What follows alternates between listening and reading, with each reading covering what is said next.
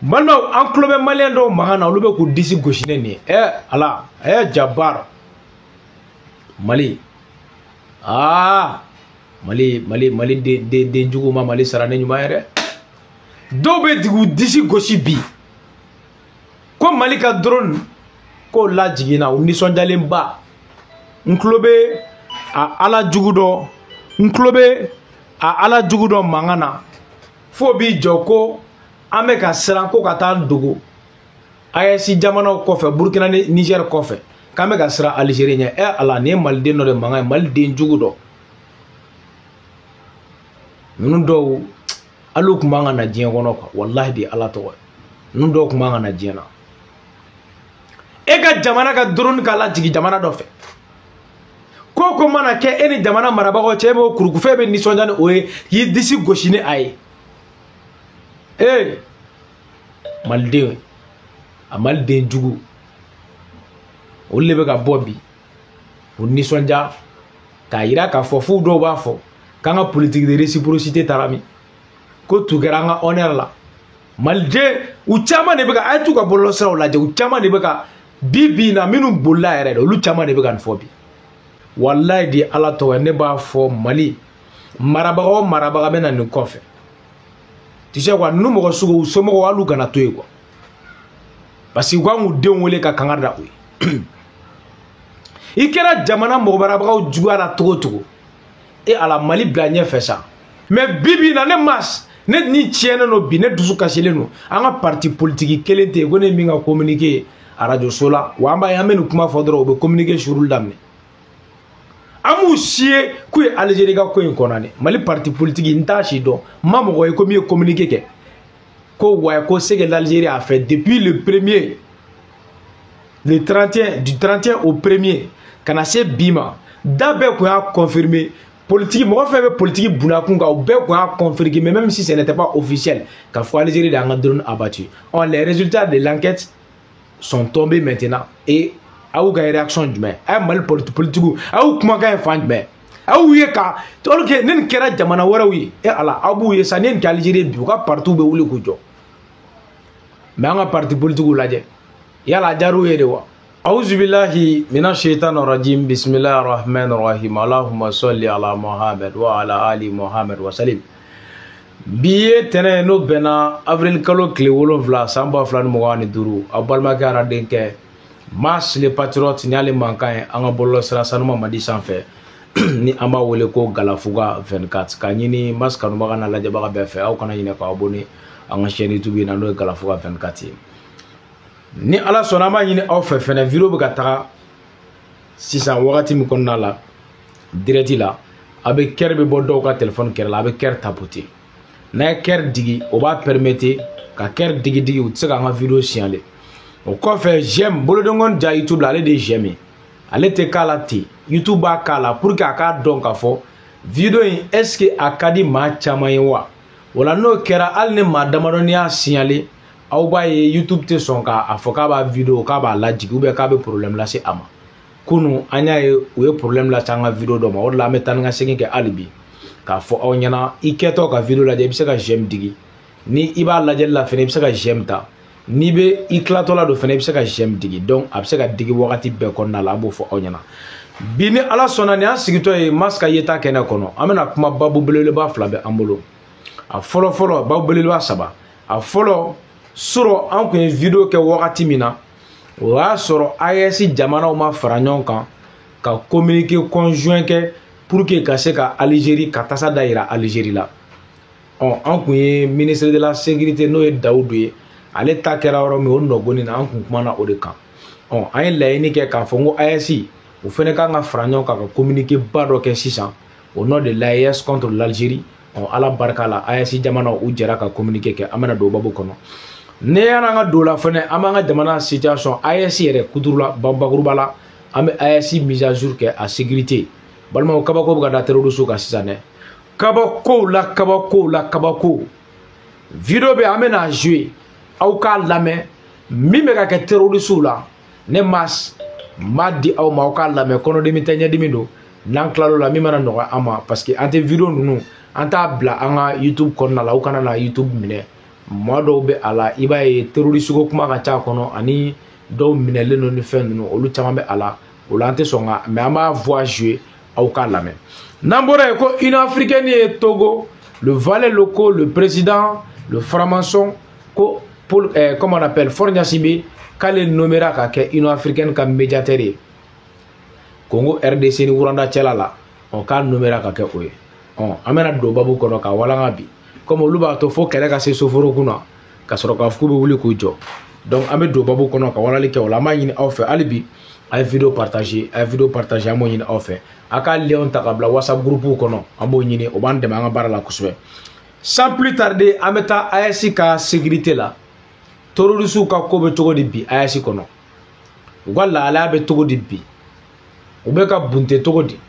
an ka armée an ka mɔnɛbɔdenw les forces de défense et de sécurité du Niger, les forces de défense et de sécurité du Burkina Faso, les VDP, les volontaires pour la défense de la patrie du Burkina, les FAMA, forces armées maliennes, olu ka waleya bɛ cogo di terroriste bunte la bi terrain kan dɔgɔkun babu an b'a bɛɛ bakuruba fara ɲɔgɔn kan sisan ka di aw ma an ka jɛ fɔlɔ an ka mise à jour lamɛn terroriste bɛ kule la kulekan bɛ ka bɔ fan bɛɛ u dɛsɛra sisan aw ma ye fo la fo Algérie yɛrɛ bɛ dɛmɛ de don u ma u dɛsɛra de ils n'ont pas de moyens foyi t'u bolo bilen donc an bɛ don babu kɔnɔ donc an b'o mise à jour kɛ an bɛ sɔrɔ ka tɛmɛ.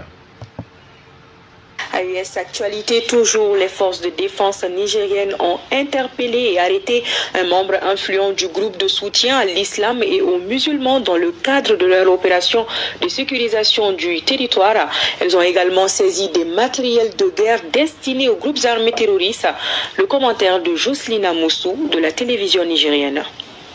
Dans le cadre de l'opération NIA, menée sur la rive droite du fleuve Niger, les forces de défense et de sécurité poursuivent leurs efforts sur le terrain et obtiennent des résultats encourageants. Ces derniers jours, plusieurs actions ont été menées avec succès, contribuant au renforcement de la sécurité et au soutien des populations locales. Le jeudi 3 avril 2025, vers 18h30, une patrouille des forces de défense et de sécurité opérant sur la base de renseignements précis a procédé à l'interpellation d'un individu circulant à bord d'un véhicule suspect sur le tronçon Toro-Niamey. L'enquête a rapidement établi qu'il s'agissait de membres influents du JNIM. La fuite du véhicule a permis la découverte d'une arme à feu, plusieurs téléphones portables ainsi que d'une importante somme d'argent de 5 32 900 francs CFA. Selon les premiers éléments, cette somme était destinée à l'achat de matériel logistique au profit du réseau terroriste. Les investigations ont conduit à la localisation d'un jardin appartenant aux suspects dans le village de Boborgou. Ce lieu servait de base arrière et de refuge temporaire pour les groupes armés opérant dans la zone. Il s'y déroulait des activités de ravitaillement en vivres, en crédits de communication ainsi qu'en vêtements, notamment des pailles noires destinées à leur camouflage. En face de ce jardin, un stock important de pâtes alimentaires entreposé dans une école a également été découvert. Ce stock était destiné à approvisionner les groupes criminels stationnés dans la région. Le suspect est en outre fortement soupçonné Malma o men yɔrɔ expliquer fɔlɔ na ka taa ɲɛfɛ ko in yɛrɛ kɛra yɔrɔ jumɛn wulikajɔ fanba terroriste woroba in a minɛna a tun bɛ aw b'a dɔn o kɛlen don k'u ka mode opératoire de yɛlɛma n'u yera mobili baw kɔnɔ olu yanga ka bon a yɛrɛ tun bɛ mobili min kɔnɔna la n balimaw n bɛna mobili an ɲɛ bɛ n'aw ɲɛ b'a ja la mobili in ja de filɛ voilà ni caméra ɲɛ bɛ a ja la mobili kolonba dɔ don u ka etoni familial do Toyota do a faru cilen do a gɔlɔngɔlɔnen do donc a tun bɛ o mobili la mais mobili wɛrɛw tun bɛ a nɔfɛ parce que a ye sodaramani dɔ bɛ yen a kun ye o suɲɛ i n'a fɔ k'o puruti a tigiw la fan dɔ fɛ donc o sodaramani balimaw a ye o sodaramani o fana tun bɛ u nɔfɛ a tun bɛ ka yala aw b'a ye u bɛ yala mobili kolonw de la sa mobili wɛrɛw tun b'u nɔfɛ mais kɔfɛ o découverte kɛra k'a fɔ k'a n'olu bɛ ɲɔgɔn fɛ donc o b'o kɛ pour que mobiliba ninnu yanga ka bon n'u yera o la dɔrɔn a man ɲi o tun bɛ yɔrɔ jumɛn na dugu in a bɛ tilaberi de fɛ mais a dugu in u tun bɛ ka bɔ Torodi ka taga Ɲame donc Torodi ani Ɲame trajet kɔnɔna de la n balimaw enquêtes bɛɛ approfondilen kɔfɛ tɛgɛ dara jatigɛ wale tigilamɔgɔ in a kan. Donc o min kɛra u ye ɲininkaliw kɛ a la sisan. ɲininkali ninnu approfondi la ka se degré dɔ ma. U taara a yɛrɛ ye yɔrɔ dɔ bɛ yen u b'a fɔ o ma ko Boborgu. Boborgu a yɛrɛ taara ni u ye yen ɔkɔliso yɛrɛ de kɔnɔna la dɛ, ɔkɔliso kɔnɔna la u tun kɛlen bɛ ka yɔrɔ dogo yɔrɔ dɔ tun bɛ u bolo yen. Donc u ka maramafɛnw marayɔrɔ tun ye yen ɔkɔliso kɔnɔ.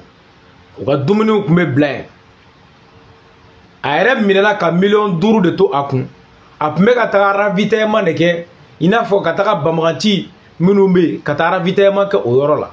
Donc a minɛli min kɛra o la sotarama ninnu kɔnɔna la o minɛnw tun b'o kɔnɔ ani minɛn stockiw tun bɛ yɔrɔ min na n'u b'a stocké ɔkɔli la n'o ye Boborgu a taara n'o ye yen ka taa o yɔrɔ in k'a bɛɛ yira dumuniw turban n'o ye u bɛ turban finman n'a bulalama u b'o min kɛ k'u yɛrɛ camoufler k'u ɲɛda datugu. Donc o caman tun bɛ a la. Jibitɔni min bɛ kɛ bagangɛnnaw bolo fo tɛrɛtɛrɛnin b'a la ta. Donc a bɛ short a bɛ don kɛrɛ la. O jibitɔni camanba tun b'a la. Téléphone portable caman tun bɛ a la ani minɛn wɛrɛw balimaw a taara nin bɛɛ découverte kɛ ja u tun bɛ ɔkɔliso dɔ tun bɛ fɛn min ye Boborgu. Donc o la u tun bɛ ninnu dogo ye. Donc k'u servir a la ka sɔrɔ k'a fɔ k'u bɛ kabako k'u bɛ o da maaw kan. Donc bolo dara k'an ka kuma tɔ lamɛn.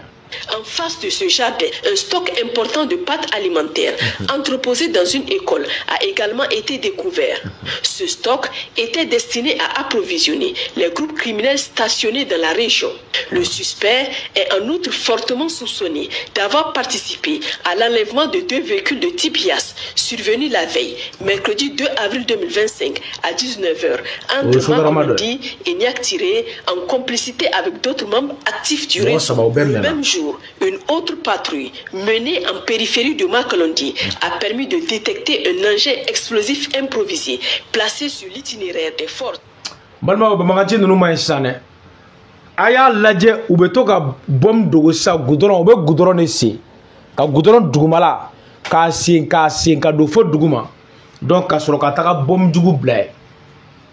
sisan u donnen o de la an b'a ɲini population fɛ n'aw sigara yɔrɔ yɔrɔ goudron na k'aw ɲɛ b'a la a sɔgɔlen don walima baarada dɔ kɛra a yɔrɔ la a y'aw jija aw kana sɔn ka yɛlɛ a sanfɛ aw kana tɛmɛ a kan aw ka dugumɔgɔ sɔrɔsiw ladɔnniya parce que nin min kɛra armée ladɔnniyalen armée de l'AES wulila k'i jɔ balima u sɔrɔla ka taga dɛngɛ in sen k'a sen génie militaire balima u ye baara kɛ dɛ ka goudron in o y'a sɔrɔ u ye bɔgɔ k'a kan u y'a sen k'a yuguba ka taa donc a yugubalen o taara bɔ bom min kan bom min bɛ yen sisan ni mobili kun yɛlɛla goudron kan donc mobili poids goudron tɛ se k'a lajɔ donc a bɛ jigin n'a jiginna a bɛ jigin bom min kan dɔrɔn directement a bɛ exploser mais n balimaw n ko an ka armée tu sais an ka AES armée u ye baara kɛ yɔrɔ u ye baara sugu dɔ kɛ ko in na ka dabalibanko dan don quoi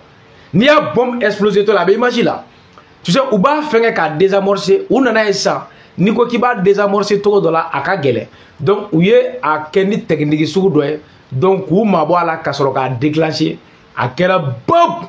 ka yɛlɛ sanfɛ donc c'est pour dire que l'armée professionnelle de b'an bolo an ka kuma tɔ lamɛn. Grâce à la vigilance des éléments engagés sur le terrain, le génie militaire est intervenu rapidement pour procéder à la neutralisation de l'engin. Le lendemain, une reconnaissance a été conduite entre Garingangu et le campement de Ruga Djundju. Au cours de cette mission, les éléments des forces de défense et de sécurité ont essuyé des tirs en provenance du campement. La riposte vigoureuse engagée par les FDS a permis de neutraliser 2 assaillants et de capturer 4 autres individus reconnus par les villageois comme faisant partie des auteurs de l'attaque initiale. Les suspects arrêtés ont été remis à la brigade territoriale de Djundju pour enquête et procédure judiciaire. Dans la matinée du jeudi 3 avril 2025, sur la base de renseignements, un détachement des forces de sécurité a interpellé 6 informateurs et ravitailleurs liés à l'État islamique en Afrique de l'Ouest, dans le secteur de l'Ada. Ces actions illustrent la détermination des forces de sécurité à contrer les menaces et perturber les chaînes d'approvisionnement des groupes terroristes dans la région.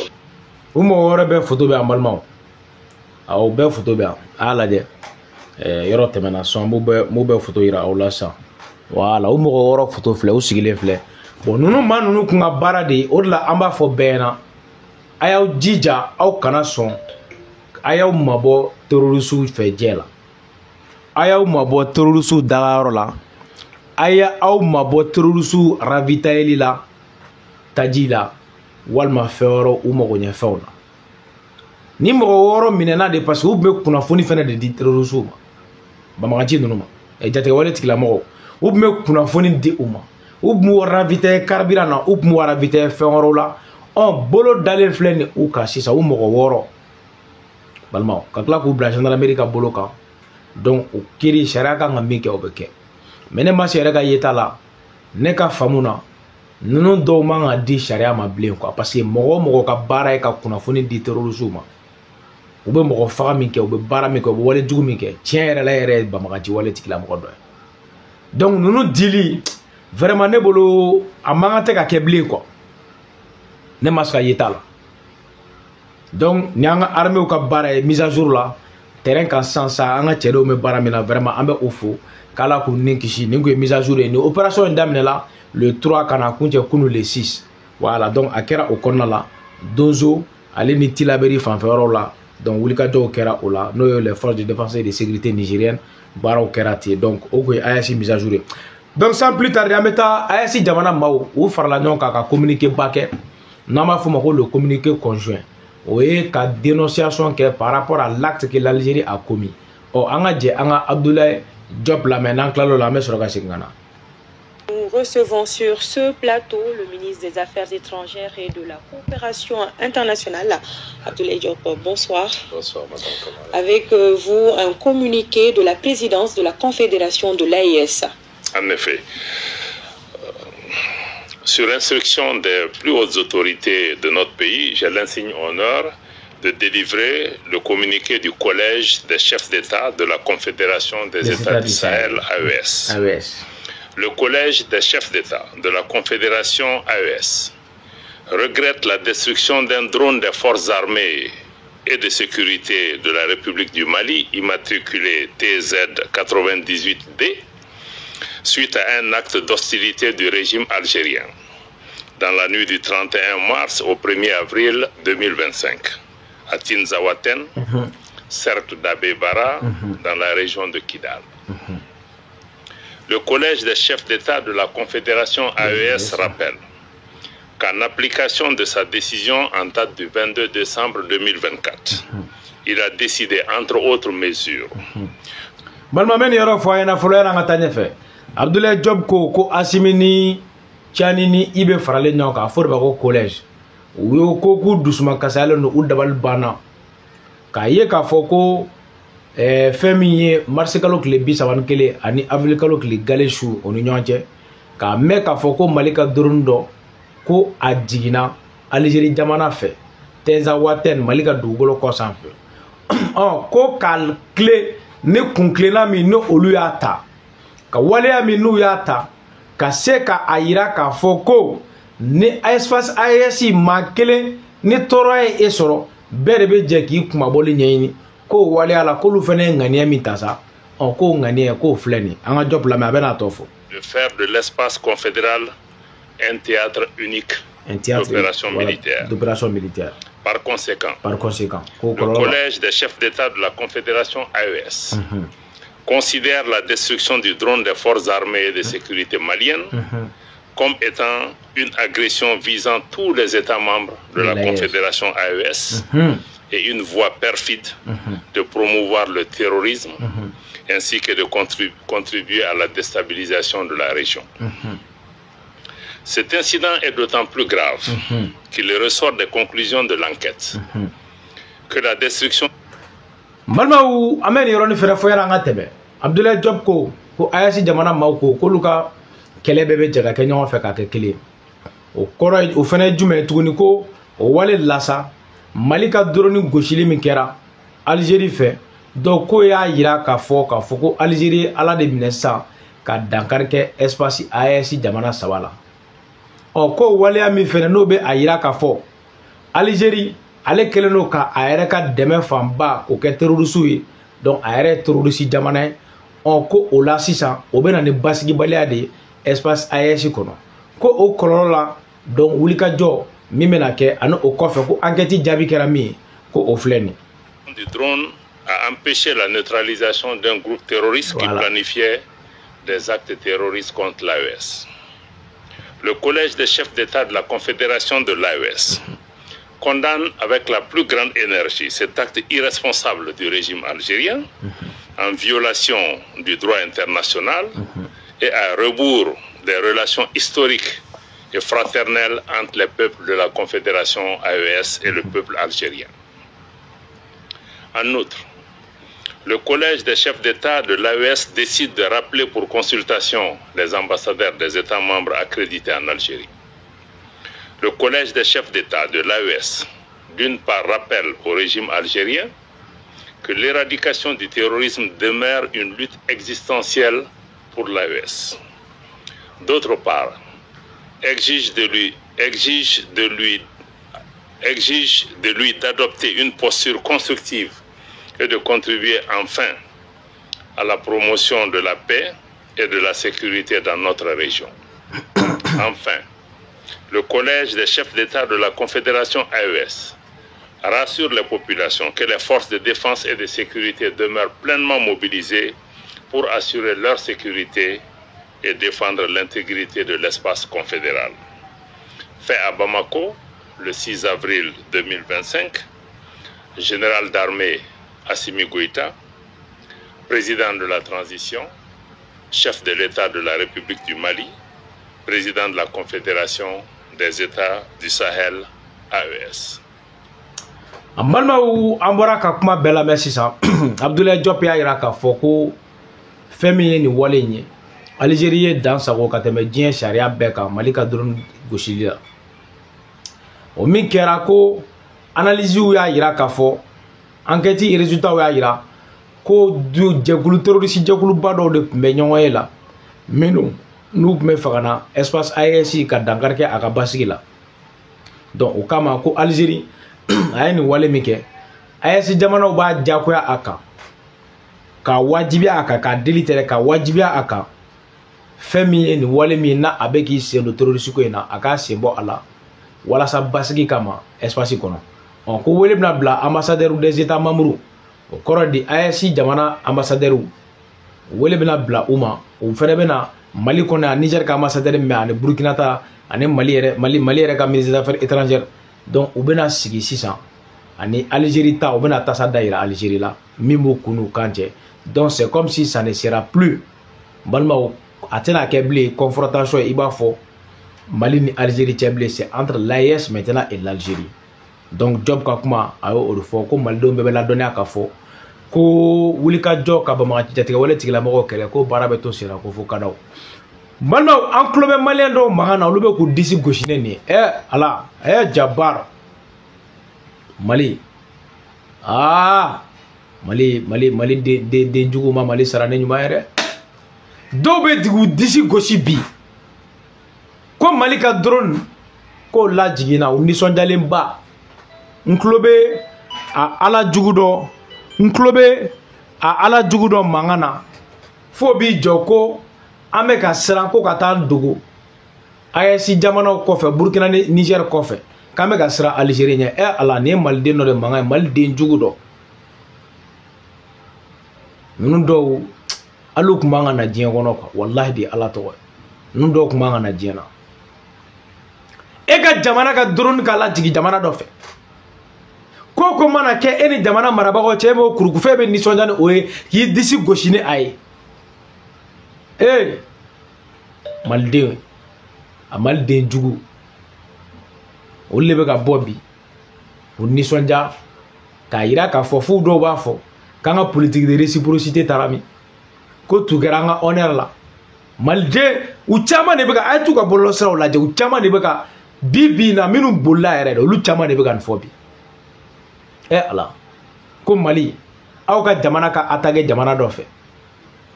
akera sababaye le drone là il y avait pas de pilote parce que a pilote ou bege duguma pilote te do ale kono ne pilote gma kono atigi ning bon nanga jamana maraba ko professionnalisme fena kunte ab mese ka dega collatéral parce que ab mese ka binyoro do la espace mi habitelen mais ni bela e ka jamana be attaquer en son cher e be kla ki disi gauche ka nisonja balma wallahi di ala to ne ba fo Mali marabaga bena ni kofe tu sais quoi nous mo sugo so mo walu kana to quoi parce que kwa mu den wele ka kangarda oui ikera jamana mo marabaga juara togo et à la Mali blagné fait ça Mali blagné fait les masses conflit ni comme ASI jamana ou bien ka décision d'autre mais pour le moment plainte commune mena de non fait plainte conjointe au nom de l'AES contre l'Algérie dans les instances internationales donc lu bara benake no lu kerane mi bora o lamba donc ça c'est pour respecter les règles de la diplomatie donnant nataw ne kobora la akana foko non on n'a pas été averti vous n'avez même pas déposé une plainte contre l'Algérie donc no kera o kana balmo wala donc ni wale ketola 600 je sais que nos chefs d'état-major général ils sont là ASI jamana bere d'élaborer un plan de riposte ou bien un plan d'avertissement contre l'Algérie actuellement aux sécurités de défense ou bien au Baraoula. Donc, abe Malien en bega kekili, anga do dakele fait. Ne comme mani non anga blabi, anga maliko d'État, maliko de Cabo. Algérie ni baramike, en beka dje anga Algérie con. Mais bibi na ne mas. Net ni tienne no bi net dusu kashele no anga parti politique kelente gone minga communiquer à radio sola wa amba yamenu kuma fodro be communiquer shurul damne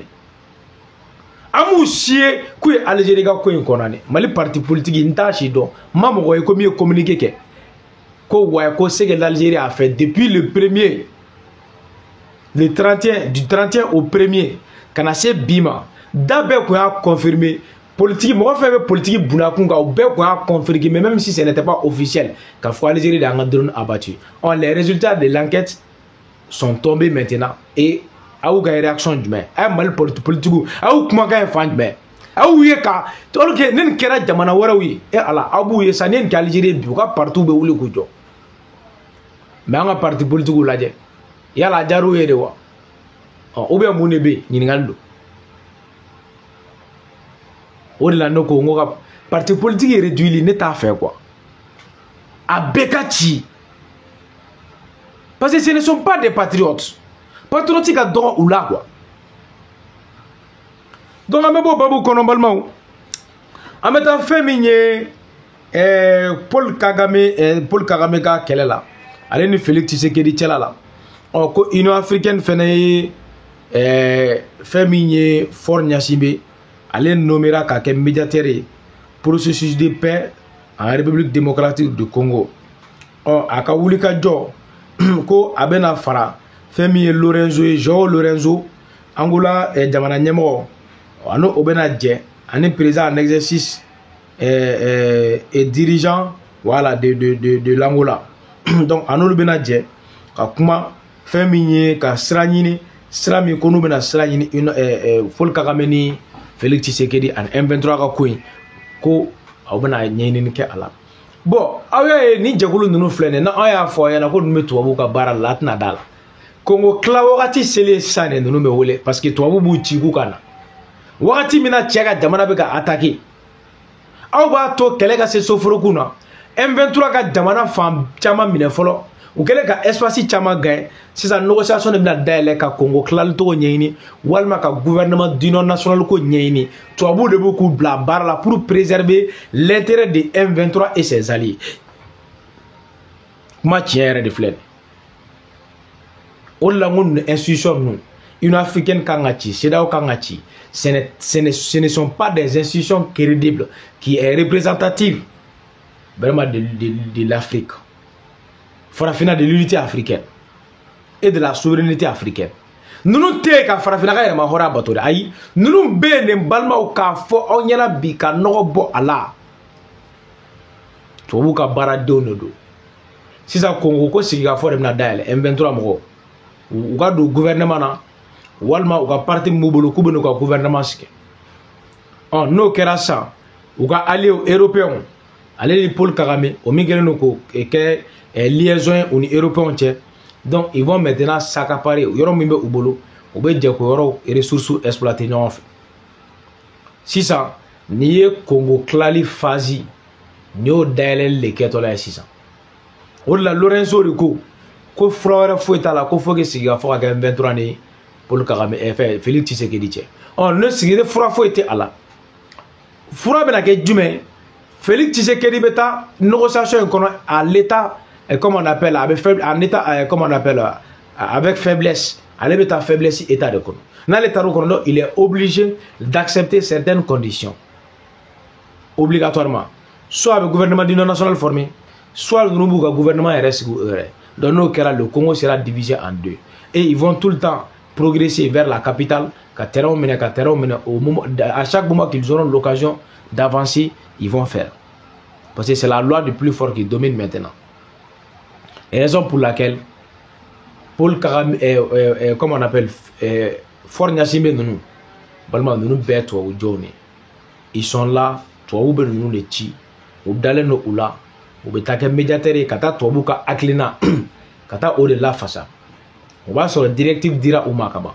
u kan ka taa ne taa sira min yɔrɔ n y'a fɔ aw ɲɛna k'a fɔ Union africaine yɛrɛ sisan a confirmera totalement ko France ni États-Unis ne taro